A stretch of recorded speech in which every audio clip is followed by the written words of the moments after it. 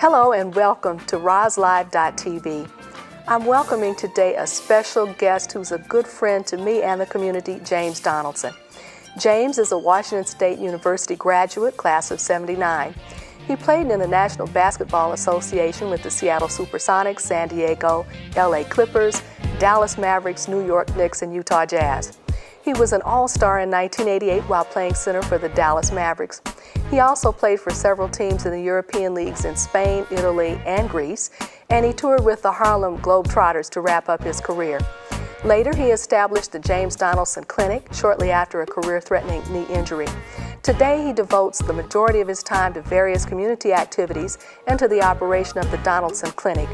He does motivational, inspirational, educational speaking. In 2009, James was candidate for the office of mayor for the city of Seattle. In 2010, he was elected as a board member for the National Basketball Association Retired Players Association, a very important post. Currently, he's a consultant in China with Tsinghai University and associate with the Great Wall International Sports and Media Company, helping students with various study abroad and cultural, sports, and exchange programs. Welcome, James Donaldson. Good to see you, Roz. Good to see you, too. Good. Thank you. And thank you so much for being with us today. You know, you and I go way back now. Yeah, we do. We've had a lot of good times at the Tacoma Pierce County Black Collective. Exactly. And I was excited to see the developments with Donaldson clinics that focus on health is so key. Absolutely. Thank you for coming. And you know, today we're here to talk about an important subject. We're here to talk about how many of our young people are really so fascinated with professional sports. Right. And you're one of the people who made it. And you have an interesting perspective because in your role with the Players Association, you've learned a lot about what happens with those who don't make it. That's right. And also with those who do have careers, but then don't prosper. And I'd like you to share a little bit about that. And first of all, I'd like to just point out to the people this fantastic book, Standing Above the Crowd. Right. We're going to talk about it later, and I know you have some information in here about some of the topics, but tell me why you think it's important that people understand what really happens when you aspire to an NBA career and what happens when you actually have one. I tell you about it, and there's really nothing wrong with aspiring to be and to dream. We want all of our young people to dream to be the best they can be, whatever they want to be.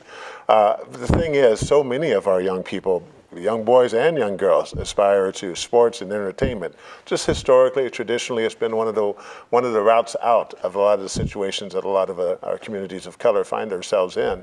And so what I've always been able to do is to pursue those goals, those lofty goals of professional sports or a college degree or a career and another career, but also at the same time being able to develop a backup plan, a plan B and a plan C, just in case that doesn't work out. I know a lot of the young people look at me and say, wow, you know, he played in the NBA for a long time, and how did he do that, and what was that like, and how did he develop another career after that, and another career and another career? Yes. You know, now I'm doing a lot of work overseas, internationally, in China. Right. And that's a whole nother, element of what I'm doing. But, you know, my advice to the young people is pursue your dream. Pursue it with all the gusto you have. But at the same time, make sure that you have, undergirding all of that, a real solid foundation of education. And that means graduating from high school. Right. That means going to college, but not only going to college, graduating from college. Yes. And then getting out there into your career pathway, whatever you're going to do. If it's going to be professional sports, great. You know, I was a student athlete, so it can be done. Yes, I hear way too many of our student athletes talk about, I'm practicing too long, I'm practicing too hard, I don't have time for class and study. That's not true. Right. That's kind of that myth of being a student athlete. Right. The colleges and universities and even high schools now provide all the excellent tutoring and training and support that you need as a student athlete to really make sure that you get your grades together. And it's really up to the athlete himself or herself to make sure that they attend the study sessions, make sure that you have a tutor on hand that you're working with and talking with closely. Yes. Make sure that you have a proper curriculum in place, that you're taking the adequate and proper classes that you need to graduate, if not on time. And it's okay to be a fifth-year senior and sometimes a sixth-year senior. Right. That's okay.